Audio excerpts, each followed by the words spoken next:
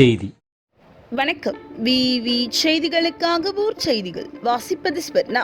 தை அமாவாசையை முன்னிட்டு தக்கான்குள கரையில் முன்னோர்களுக்கு தர்ப்பணம் கொடுத்து வழிபாடு.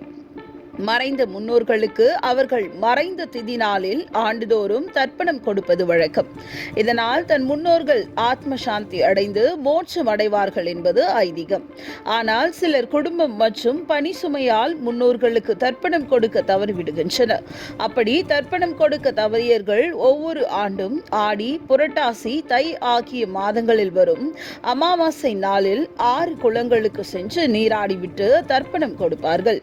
இந்நிலையில் இன்று தை அமாவாசை என்பதால் 108 திவ்ய தலங்களில் ஒன்றான ராணிப்பேட்டை மாவட்டம் ஷோலிங்க ஸ்ரீ யோக நரசிம்மர் திருக்கோவிலுக்கு சொந்தமான தக்கான் குளக்கரையில் ஷோலிங்கர் மற்றும் அதனை சுற்றியுள்ள பகுதியில் இருந்து 50க்கும் மேற்பட்ட கிராமத்தை சேர்ந்த பொதுமக்கள் அதிகாலை முதலே குளத்தில் நீராடி தம் முன்னோர்களுக்கு பிரத்ருட்பணம் கொடுத்து வழிபட்டனர்.